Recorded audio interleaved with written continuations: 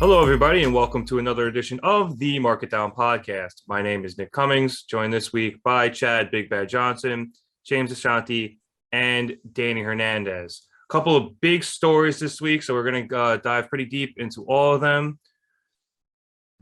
Welcome once again, everybody, to another segment of The Curious Case of Cody Rhodes. Cody this week and Brandy have both decided that they will not be re-signing with AEW and instead have decided to test the market. There have been rumors on everything from him going back to WWE to this all being a work to him just taking some time off. It is your chaos, James, to the point where I'm not even entirely sure where to begin. So just from beginning to end, linear storytelling. Sorry, Christopher Nolan. Cody has been working without a contract since roughly December. It's been a handshake deal. He cut that promo after the ladder match online, and they talked about it. He's been working without a contract, and the belief was they were going to get to a deal. The belief was that Cody and Tony were going to get to a deal, and that's why the storyline with him as TNT champion happened. That's why Brandy's been on TV as recently as last week with Dan Lambert, who wasn't on TV this week, shockingly. And then the deal just never materialized.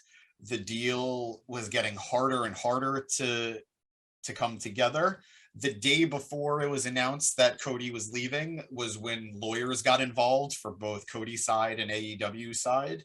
And eventually they both decided it would be better for him to leave. And first, Tony Khan made the announcement on Twitter or social media, followed by Cody's statement and then Brandy's statement. Lots of rumors have been swirling, like you said. Maybe he's going to WWE, maybe this is a work. All signs are pointing that at the very least this is not a work. It's not guaranteed he's going to WWE. It's strongly looking that way, and there are multiple reasons why this could be happening, or multiple possible reasons why this could be happening.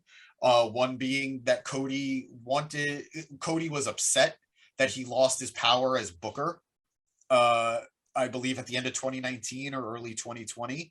And with all of the new stars coming in, such as Bryan Danielson, CM Punk, Adam Cole, baby, Cody became less of an integral part of the show and more just a cog in the machine, which is what he didn't want. Some rumors indicate maybe this was how people viewed Brandy backstage, and this was Cody coming to his wife's aid. I personally don't subscribe to that theory. And some are just saying maybe Cody wanted more money than AEW and Tony specifically was willing to give him.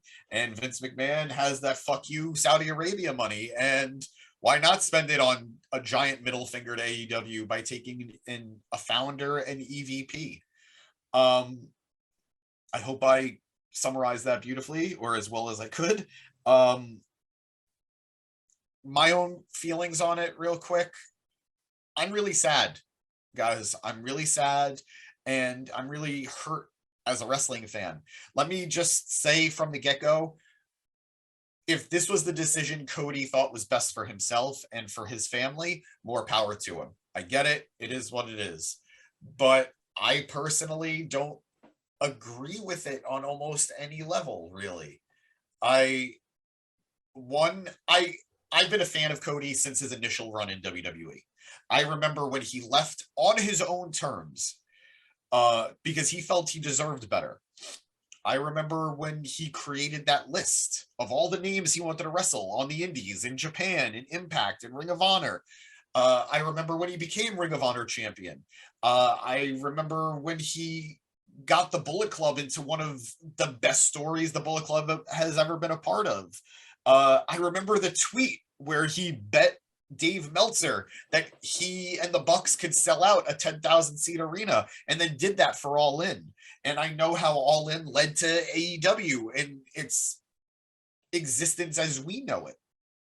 So for this man to have done all of that, for this man to have spent the last 5 years just constantly throwing the middle finger at WWE, taking jabs, smashing Triple H's throne, all these things that he's been doing, for him to then go back to WWE, it makes me sad because I'm invested in AEW. And a lot of that investment comes from Cody's involvement. And it just feels like this special piece. I know Cody's very divisive, but this special piece is just piecing out. And I don't know, maybe if I knew more from Cody's perspective, I would understand better. But he's going back to the place that treated him like crap. And yeah, his stock is higher, but his name's not Roman Reigns. What's the point? I don't know. Maybe I'm just a mark, but this kind of hurts in a weird way. I think that's the thing that confused me most, was that Cody spent the better part of, was it the last 5 years or so, railing against WWE and the way they did things, and to an extent, although a little more subtly, how he was treated there, especially towards the end. And now he has one thing not go his way, what, you know, in these contract negotiations, or maybe more than one thing with the negotiations, whatever it is. But, you know, he has a couple of things not go his way, and he decides that not only he's going to leave the company he helped found and was an integral part of, Danny, he decides that he's going to go back to WWE, the place he's been railing against and fighting against for half a decade. And at least for me, that almost makes him feel like a spoiled brat. Oh, I'm right there with you, and like I agree with everything you just said. I agree with pretty much everything James just said, and same thing. Like I'm a big Cody fan. Like, you know, maybe not recently, maybe not the past 6 months or so, or maybe not 4 out of the past 6 months, because I really thought this TNT title run was about to go somewhere, but you know, that apparently that it was going to WWE. But I am so disappointed with this, and we don't know everything yet, right? And like James said, maybe Cody has a side of the story, but honestly, I doubt, whatever it is, fuck his side of the story. It's not going to be enough to make me like think this is a good idea. Like, the only way this is a good idea is if it's some like overly complex mark bullshit where it's like he goes to WWE for 2 years and then goes right back to AEW. Like, and even then, like, was it really worth it? Like, I don't know, but like, I don't see the point. And that being said, if he shows up in WWE, I'm not gonna lie, I'll probably pop for it. I'll probably be excited for at least the beginning of it, you know, and see where it goes. I'm not saying that he'll go back to WWE and it'll just be bad, but him leaving AEW is bad. Like, there's no reason. Like, okay, cool. Like, you're not in charge of booking anymore, but bro, like, Tony trusts you. Tony doesn't. Yeah, he has the final say, but like I've said about Jericho, Jericho leeches on to people. You think Tony is like, oh, this person's hot right now, let me put him with Jericho? No, Jericho's like, hey, this person's really over right now, Tony, I want to work with them. And the Tony's like, okay, yeah, sure. Like, I trust you, Jericho. You know, so there's no way he wasn't giving Cody that same thing, because I doubt that Anthony Go bullshit was Tony's idea, right? Like, whose idea definitely was that? And that's where it all started going wrong for Cody. So, you know, like, because if Cody comes out and he says, you know, if any of his decision to leave is because of how the fans treated him, and he pulls a fucking like Ronda Rousey about it, and he can't handle the fans disliking him, it's like, bro, like you're fucking clueless and you're tone deaf, because like, and that's the other thing about him leaving, is like, that makes all of this so much worse. So you never were going to turn heel. You really thought you could pull it off and stay babyface for no reason when you were heel before AEW, and it was great. You were heel. Bullet Club is fine. Bullet Club is mine. Like, that was great heel work. And so why did you think that you had to be a face all of AEW?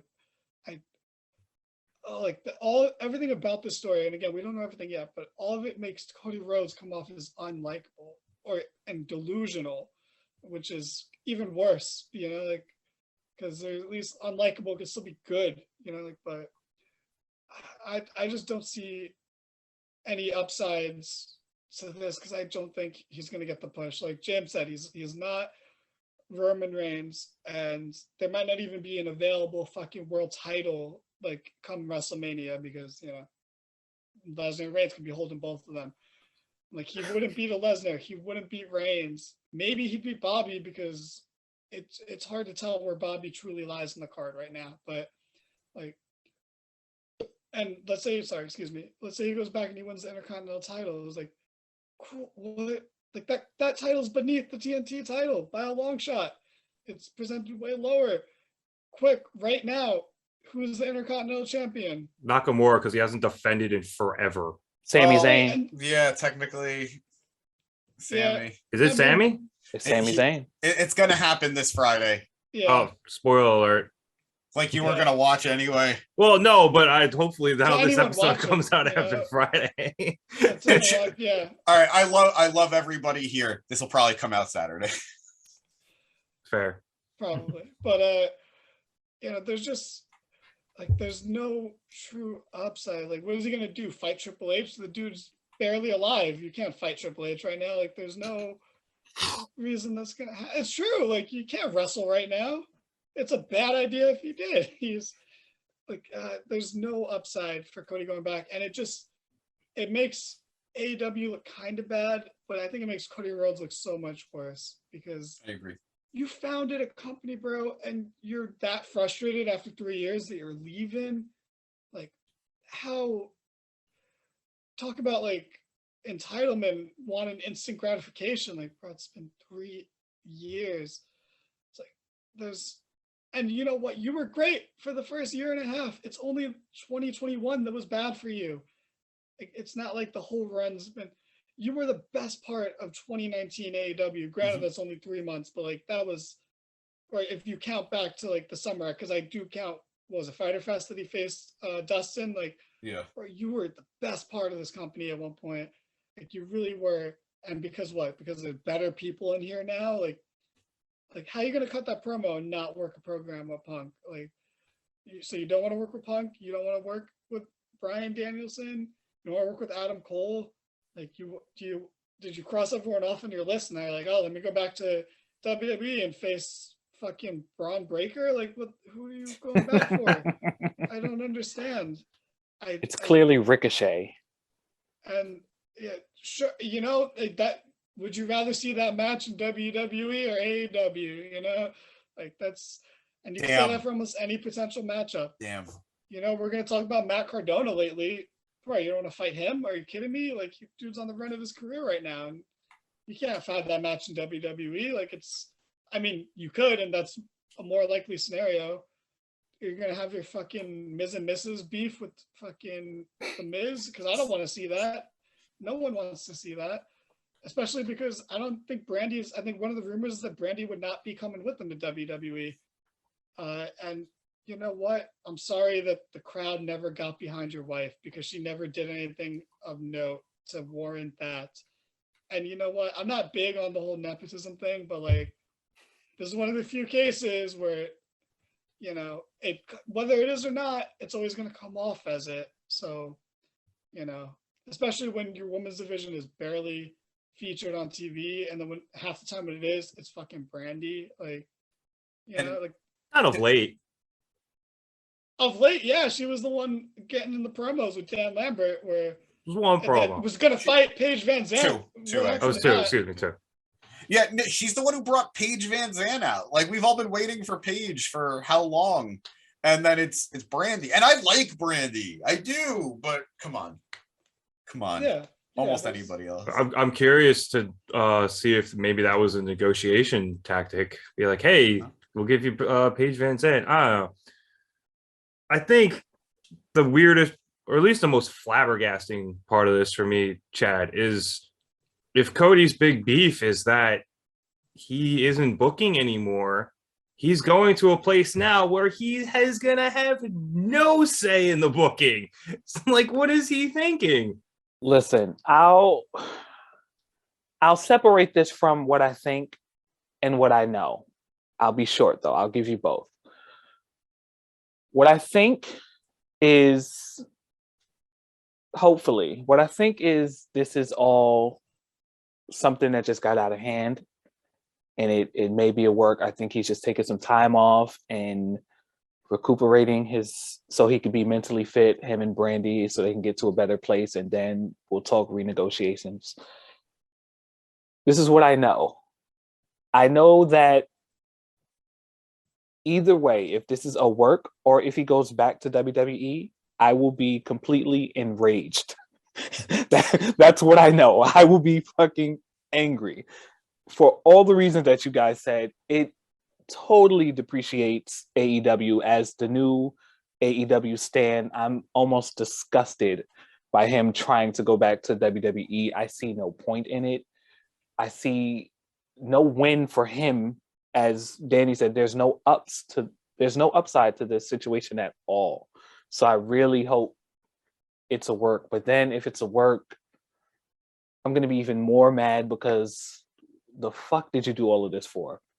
Even though it's not necessarily him, but terrible rollout to be for a heel turn. Terrible rollout. James said earlier, like, oh, maybe because WWE has a fuck you Saudi Arabia money, but bro, like you're making money from AEW, rose to the top, go Big Show. Is that not enough? If you need more money, fuck you. Literally, Are you kidding me? And again, hey, if we're so off base, I'm so sorry, Cody. You're awesome, but come on, man. If I see Cody Runnels in a WWE ring in the next 2 years, I am going to be infuriated. Well, get ready, buddy. I mean, and then I'm like, Danny, there's also that part of me who loves Cody Rhodes and will be ecstatic, because I mean, let's be honest, this is probably the one thing that he's wanted to do forever that he's never gotten to do. And we know he's a doer. So I get the whole wanting to go back to WWE and take over your life and make all your dreams come true, but it's not worth it, bro. For me, that's something, thank you for bringing that up, because I think at one point early on after Cody left WWE the first time, we were all under that impression that he wanted to go back. You know, he wanted to go out on his own, show what he was made of, and then go back with in a much bigger role. He wanted to prove that he could do it and that WWE would be forced to acknowledge it. But then he did do it. He proved it. He won the NWA title. He won the Ring of Honor title, and he made All In happen. He did so many great things, and then it got so big that it genuinely feels like going back to WWE is almost beneath him. In a way. It is. And it'd be one thing if he was signed to Ring of Honor and then went back to WWE. It was one thing if he was signed to New Japan and went back to WWE. It'd be one thing if he was signed to fucking Impact and he went back to WWE. But honestly, it would be one thing if he was just a signed guy to AEW. If he didn't create I don't want to take it away from the Bucks. I don't want to take it away from Kenny. And of course, I don't want to take it away from Tony Khan. But Cody was an integral piece to AEW's inception, to its creation, to everything that made AEW in the beginning. And I'd argue the biggest piece. I think so. I don't think AEW exists without Cody Rhodes, because I don't think All In happens without Cody Rhodes. It does not. And he was the drive. He drove the Bucks and Kenny. He was the vehicle. Thought they can do it. He was the one who told them that he knew they can do it. And he was the literal vehicle. And one thing I do need to note, and I heard this from Dave Meltzer, and it did resonate with me. And maybe this is just me being sentimental, and I get it, bouncing off what Danny said about the money. Cody was born after Dusty was done being at the top. When Cody was born, Dusty's career was definitely on the downswing, and things were, in Meltzer's words, things were a lot leaner in the Rhodes house, or in the Runnels house. Hard times, Daddy. So I think Cody recognizes the need to capitalize while you're at the top and make that buck while you're at the top. And the man's a father. I do get that. I'm not going to take that away from him, that he feels he needs to do whatever he can to make sure his family never has to worry in the future. But there's just so much else that's being thrown away. And it's not like this guy was working in indie and took the big contract from WWE. Tony Khan's a billionaire in his own right. And in Cody's contract, Cody himself said he was making more money on the indies the year after he left WWE than his entire WWE run. I don't get it. I want to support Cody because I care so much about him and I respect what he's accomplished so much. But man, this like I keep saying this word, but it hurts. It hurts as a wrestling fan. And the sense of betrayal. Yeah. Right. And let me add briefly, just really briefly. Go ahead. I don't want to come off as rude as I've been being, because like we all said, I do also like Cody Rhodes. And I get that maybe at 10, 11, 12-year-old, he said, hey, I want to be, or I will be the WWE champion or world heavyweight champion. So I don't want us to sit here and make it seem like we're deferring his dreams. But it's timing. Like you said, you've built this legacy already that no matter what anybody says, no matter what happens to AEW down the line, you helped make, you molded that. You were the vehicle behind that. So to leave that, to go back to a place that didn't appreciate you is just, it's ego now. It's ego, and it's beneath you. And Cody, please don't do that. Please. Like, everyone makes the Triple H comparisons, but like, I don't know, he's more like John Cena, like he's getting booed when he's supposed to be this blue-eyed baby face. And was he going to go back to WWE? They have a John Cena, they have a Triple H. Like, what role are you going to fulfill there, bro? Are they going to bring back Damian Sandow? You guys can reunite? Like, I don't understand. Or use a tag team with Drew McIntyre. Maybe they can kick it for a while, but more realistically, he's just going to get lost in the shuffle. Not even lost. He's going to be purposely placed in the shuffle. Like, it's not, there's no bright side. And again, with the money shit, there's no way WWE is offering him like more than 3 contracts worth of money that he was making, plus pro wrestling tees, like actually making a lot of money off your t-shirts as opposed to like fractions of pennies on your shirts. So it's just like, WWE maybe just because of the fuck you to AEW would, but there's no way you were making enough money for your family to live a wonderful life. Like, also, as petty as WWE is, do we not think they're gonna give him as much money as he wants and then dick him around with the booking to prove the exact point that you shouldn't have left and you're nothing? They're gonna do the same thing. WWE has no need for him or to do it or anything for him to do. They're taking him because it's a freaking head on Vince's wall. It's chess. Yeah. No, because now this is the first like real salvo fired back from WWE at AEW in terms of talent. They don't really get them, going that way. And now you're taking one of the founders of the fucking company? Come on.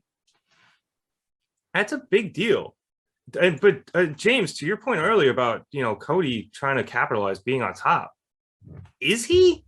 Like, I know he's in a much better spot. Sorry, I know he's in a much better spot than he was when he left, but he was at his peak when AEW started, and ever since he took himself out of the world title picture for AEW, I feel like he's slowly been on the decline to now where he's just been fairly directionless there. And now he's going to go to a company where after a little while, he's going to be fairly direct. He's going to be completely directionless, actually. And the crowd's not going to miss him. Like, the AEW crowd, there was no Cody chants tonight, or, at the time of the day we recorded this, there's no Cody chants on Dynamite. There's not going to be. And you know what? Depending on where he shows up in WWE, he might get a mixed reaction. There might be some people that are like, fuck you, we don't want you here either.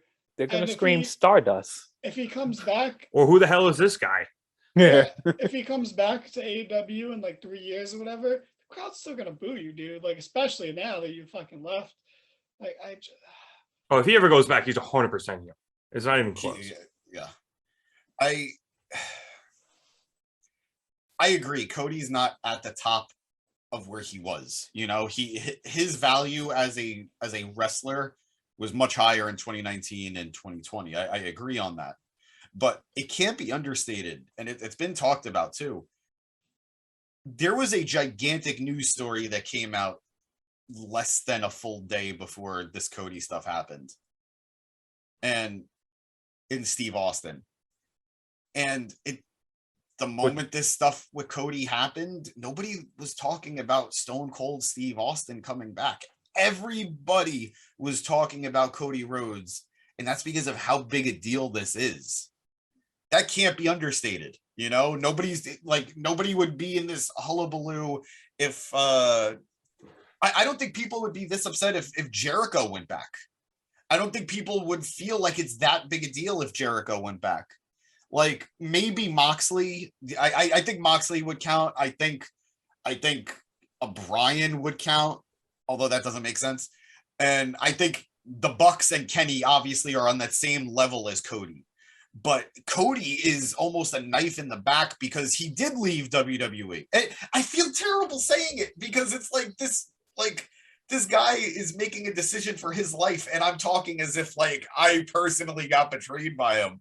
But that's really what it kind of fucking feels like. As a fan, you did. Yeah. You know, it's you have to separate, obviously, of course, your feeling as a fan from the business and what the man has to do on a personal level. But as a fan, yeah, we've been hoodwinked, run amok, bamboozled. Like, it's not a big deal because Cody's a big deal. Like, it's a big deal because Cody is one of the founders of the company. Like, Cody's a big deal because of the story. The story is not a big deal because of Cody. Like, I get you. It's all more to like almost to inflate his own stock, and this is the only way he's gonna go back to WWE and be treated better is if it's in a situation like this and not. I don't know. Do you guys want to talk about the Stone Cold stuff? I want to be happy again. Yeah. Well, all right. Well, let's move. I do want to close this out though with a note that Cody was a guy who used to come down to the AEW ring every time, and he'd get into the ring. And back when they still had the logo on the mat, he would go, kneel down and kiss the AEW logo on the mat. And now he's going to AEW. WWE, excuse me. Fucking 3 letters, man. But I mean, that's how weird it feels to say Cody Rhodes going to WWE. It doesn't feel right. My head still hasn't registered it. But it's not right. Let's move on to what you guys want to talk about now that you're up a bit. Stone Cold's coming back. Apparently, according to some recent rumors, WWE has reached out once again to Stone Cold Steve Austin to see if he would come back at WrestleMania. Now, we have covered the absolute shit show of the build to WrestleMania has been backstage because outside of 3 or 4 matches, they don't really have any plans going into this. Now, early indicators are that Stone Cold would be involved in some sort of match or angle involving Kevin Owens. The obvious tether there being Owens uses the stunner now. And who knows, maybe Stone Cold's mad or something because he said it was cool, but now he's not. I don't know. Danny, this all just seems like really weird to me. Stone Cold coming back just never seemed something that was plausible. But then again, neither was Shawn Michaels. But they threw a bag at him. Maybe they're throwing a bag at Stone Cold and, he'll show up again. Well, yeah, with Michaels, it was always plausible in terms of him being able to do it because he left in good shape and in good condition. True. Where Stone Cold left because his body was like, nah, man, we can't do this anymore. Stack of dimes. So, it is different, and it's funny because I've on this podcast many times shot on the Edge Roman feud of just we both do the spears, but like the stunner is a more sacred move than the spear, which everyone fucking does. Like, the stunner was just Austin, and then Owens being the only one ballsy enough to just ask him, if he could do it. So it would make sense that if Austin did want to work with someone, he would want to work with Owens, so I have no problem with that. I can't see this being a full match because it would suck. Like if it was a match that went longer than 2 minutes, it sucks. But if it's the match that only goes 2 minutes, it still kind of sucks because he's just beating Owens in 2 minutes. But like, you only want to see him stomp a mud hole in him in the corner, like hit the Luthez press and then hit a stunner and like, that's it. You don't want to see rest holds like in this, if this match happens, like if this was a match, you don't want to see rest holds. You just want to see the high spots. And so does that mean he squashes Kevin Owens? That's why I think it'll more likely just be an angle, but then he has already done angles. He already has stunnered people at WrestleMania. So like, I don't know. Like, I honestly don't see a lot of benefit from this besides the fact that they're in Texas. Like, and that's it. And Owens did shit on Texas a lot on Raw Monday. So it is 2 Mondays in a row. 2 Mondays in a row. There's been a lot of Texas talk. The first Monday, one he wasn't shitting, but yeah. Then the second one he was shitting on it. So, and I've been to Texas. It's actually really nice there, but I'll shit on it too. I have no problem with that. But we noticed. You are a regional terrorist. Arlington is a great place. The Rangers' old stadium is fantastic. Okay, but the Texas Rangers, not the New York Rangers, just in case any confusion going on here. But anyway, I think it would be really cool. I'm sounding like sour on it, but like it's just one of those ones where I'm like, it'll be a nice moment, but like I don't think it's worth getting excited over. I think it'll just be something to just enjoy as a WrestleMania moment. It'll be shallow and ultimately meaningless, but yeah, I just don't think you can wrestle a full match because it'll just be bad. If it's longer than 2 minutes, it's bad. So it might as well just be an angle at that point. But who knows? Who knows? Good for Stone Cold if he's in good enough shape to come back. I think that honestly is the bright spot of this. If he's healthy enough that's even an option, great for him. It's wild to me that he could be, because I just don't know what he has left on his bump card. Like, yeah, I'm not even entirely sure he could hit a stunner anymore without breaking his tailbone.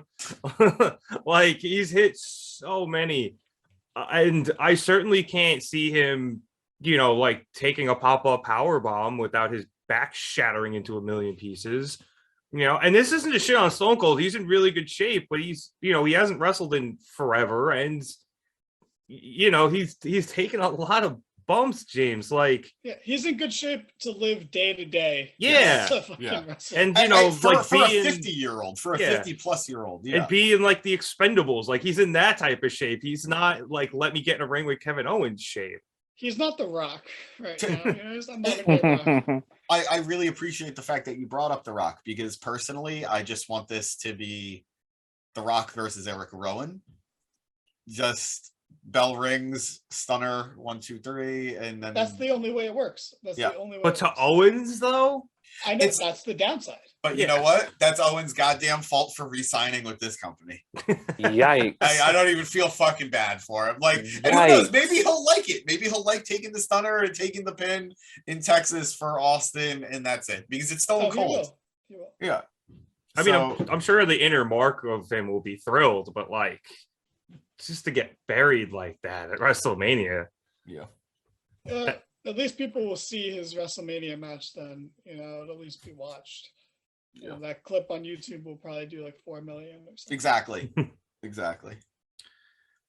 I don't know, Chad, what do you think? Do you think we're getting a match? Or you think we're just gonna get arrive, raise hell, drink beer? I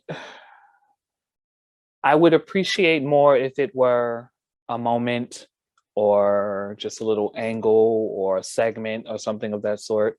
The 1998 Chad is screaming internally, but the 2022 Chad knows for a fact that Mr. Cold, you do not have Megan Thee Stallion knees anymore, bud. You gotta hang it up. It's not You gotta chill, bro. Like it is what it is. I don't think his body can take literally anything. He's gonna break his coccyx. God forbid. Sorry. Well, like Solid pronunciation. I know we mixed this from the doc, but reportedly WWE has another surprise for WrestleMania that's on par with this Stone Cold return. So I was just thinking, what do you guys think it is? Because I feel like The Rock, right? That's the only thing that could be on par. Like, Come on, Danny. You know it's gonna be fucking Hunter Hearst Helmsley. And how is that on par though? Well, I'm hearing, like, what I heard was they don't think it's The Rock. That doesn't mean it can't be, but they don't think it's The Rock. But that said, yes, I think The Rock is the only person on par with I think he just Austin. comes out at the end of the main event and goes face to face with Roman, and that's I think so too. And we get another year-long build after a Mania like they did with Cena. God. That's fine because we know it's coming anyway. So just do it. Get that pop at the end of Mania because people are gonna pop for just Roman versus Brock on its own. So get The Rock to come out, hit the rock bottom on Roman, toss out the Usos, send the crowd home happy. Oh, maybe even hit a rock bottom on Brock too. All I know is if he does come out in any capacity, I will be hammered and I will be, oh, hell yeah, and just, going ballistic and slugging beers. Yeah, we sound down on it now, but we'll pop for it when it happens. Yeah, absolutely. Yeah. We all know we will. And then we'll shit on it on the live episode afterwards. Which I'll start early because I'm not watching either main event. So, I'll be the first one on before the pay-per-view's even over. All right, let's move on. We got one last thing to talk about here, something near and dear to James's heart. So I'm going to go straight to him with this. Matt Cardona has won the NWA Championship. James, the NWA World Championship, sir. For some reason, there's an S without an apostrophe. It doesn't matter. It's a World Championship. Matt Cardona, Big Money Matt. That's the other guy. Doesn't matter. Gimmick infringement. He's a world champion. He's a multi-champion right now because he's got the digital media, Instagram, Facebook, blah belt from Impact. The man is the hottest thing in Impact. He's a world champion. WWE fucked up by getting rid of him, and that's all that matters. You know it. Woo, woo, woo. That was solid as fuck. That was a hell of a promo, James. We're gonna have to clip that and just send it to him. Woo, woo, woo. You know it, not you know it. But that was Zack Ryder. This is Matt Cardona. He does things differently. Does he say it like that? I don't think he says it at all. But here we are. Yeah, I'm not sure he's wooed since maybe his quick little jump into AEW there. But I must say, as a fellow Ryder fan, I am super proud of this guy. Super proud of this guy. I'm glad he did what he had to do. I hope WWE realizes what the hell's going on here. Same situation with the Drew McIntyre formula. I think they'll ask for him back soon because he's a draw. Yeah, honestly, I know James has said this a couple of times in a few of our chats, and perhaps even just in the chats because we haven't talked about this yet. But this is one of the smartest moves NWA has made in a while because Cardona is a very hot commodity on the indies right now, perhaps the hottest. And putting their title on him is brilliant. It brings them so much more publicity where I'm actually looking at NWA again. The only other time we talked about it was when the previous champ won the title, and it was just because we were so flabbergasted by it. Right. And I don't even remember that dude's name. I apologize. Trevor Murdoch. Thank you, Trevor Murdoch. But and then we didn't talk about it again until now. And now that Cardona's there's a good chance we're going to be talking about it a little more consistently. The same way we were talking about GCW a little more consistently. And, I know he's the Impact Digital Media Champion, but at least that's, he's promoting Impact now all the time on his social media, Danny. So this seems like a very good move for NWA. Oh, yeah, this was a home run by them. we've talked about Cody Rhodes a lot on this podcast for whatever reason, but he always said in interviews before Cardona got released, like if you could take any person from WWE, who would it be? And he always said Zack Ryder, you know, and yeah, they're friends. Actually, there's a little bit of a bias, but you know, his reason was always that guy got himself over, like, unlike anyone else, without any help from the machine. Because hell, even the pipe bomb, you know, maybe it wasn't scripted out for him, but it was a hey, go out and just say what you want segment. So he had a green light, and to some degree, Cardona did not. He literally ushered in wrestling on YouTube. WWE did not really have a YouTube presence until after Zack Ryder, when they're like, oh, let's try to capitalize on this. And they tried to make their own. They did the, I don't know if you guys remember this, I'm sure James does, but the JBL and Cole show on YouTube. Where I do remember that. That was honestly, it had some good bits. Daniel Bryan fighting a bear was hilarious. But it did have its moments, but you know, they would never have ever done anything like that if it wasn't for Z True Long Island Story. And he did trailblaze, you know, like in a way that few have, like, you know, like you have your Punk, you have your Bryan, you have your Becky Lynch, but then there is Zack Ryder, who trailblazed in the similar way, just never reaped the benefits the way the other three did. Never really got his shining moments, or like they literally were immediately stripped away from him. And you know, and granted, he was never going to be WWE champion in 2012. Like that wasn't a real thing. But when he won the US title, that was fantastic. One of my favorite moments of that era of Raw was the episode where Punk came out as WWE champion, introduced Daniel Bryan as World Heavyweight Champion, introduced Zack Ryder as US champion. That was phenomenal. And that was a pay-per-view they did without John Cena, where John Cena was insufferable at that time. And it was a great pay-per-view. Like that was a great time. And they just immediately took the US title off him, which they didn't have to do. All they had to do was ride that out to Mania, give him a WrestleMania moment, and then everyone's happy. And it's great. And you rewarded the guy who, you know, set you guys on a path where, you know, you have those facts that pop up every week. Where like, we have X amount of social media followers, we have X amount of YouTube subscribers, X amount of views on our videos. Who blazed those trails for you? Fucking Zack Ryder did. So when he got fired, it was genuinely years past his time. Like it was I can't believe you didn't get fired sooner scenario, because you just were never around, never used. Hey, I was at WrestleMania 35, and him and Kurt Hawkins. Yes, oh my god, I really actually genuinely blanked his name. Like them winning the tag titles was kind of cool, but you know, it was on the pre-show and they beat FTR, so it's kind of like but I forgot they beat FTR. Mhm. That was like the culmination of Hawkins' like losing streak story too, wasn't it? Yeah. And it was a fine story, but you know, it was just one of those ones like you didn't do anything for 5 years before that, and then you didn't do anything even a month after that, you know, so it was just a nice moment to have, but he was way past his prime.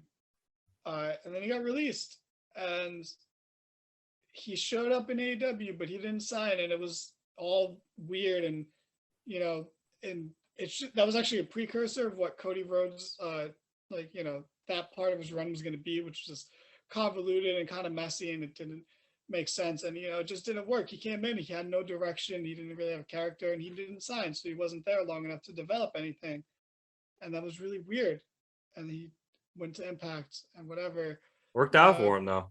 Yeah, no, it did, because he hit his second prime, honestly. Like he is in a whole new prime now, and he did the GCW thing, and he was doing the Vince McMahon parody, and like he did what Cody Rhodes knew he could do, and what, you know, a lot of us knew he could do, but it was kind of like, you know, we all thought he probably, if he was released around the same time Cody was released, he would have been part of AEW as a launch. Like he would have been a big part of that, like, you know? Absolutely. Like, Yeah, probably. He would have been a pillar. Yeah. So, but he found his second win. He reinvented himself. He did what Cody Rhodes refused to do in AEW.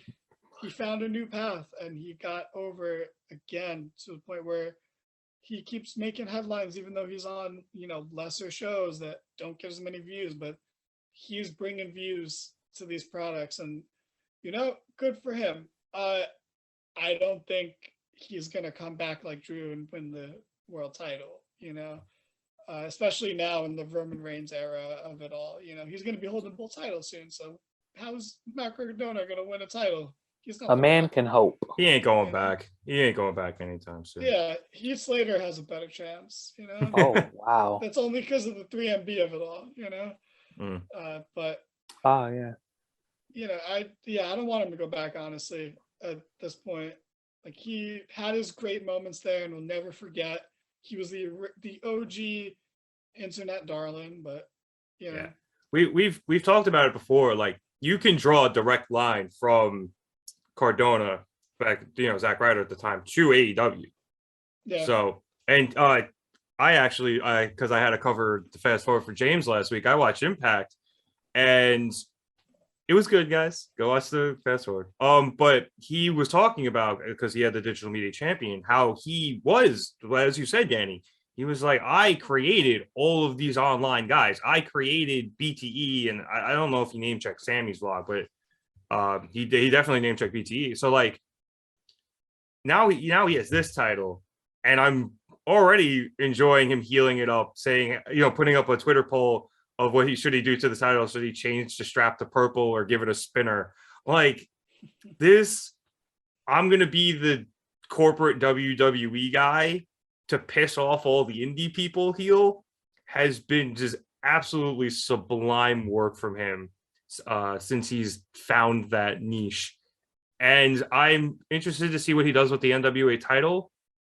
I'm interested to see if he carries it into Impact, since he's working there. And I know he has a match at their upcoming pay-per-view, which is No Surrender. Don't ask me when it is. I already forgot. But he's defending the Digital Media Championship again. So it'd be really cool if he walked in with 2 belts and one of them was the NWA World Championship, since I know James is going to get upset if I don't keep saying that. It's weird how quiet James has been the past couple minutes. Right? Yeah, I think he tuckered himself out cutting that promo and just passed out on the floor. That would be my guess. But honestly, he does kind of have the right idea, because we're pretty much wrapped up here. So I want to thank everybody for watching the Mark It Down podcast. Be sure to like and subscribe and follow all of our social medias. They will be in the description below. And I think David's still putting them above my shoulder. But once again, thank you so much for watching.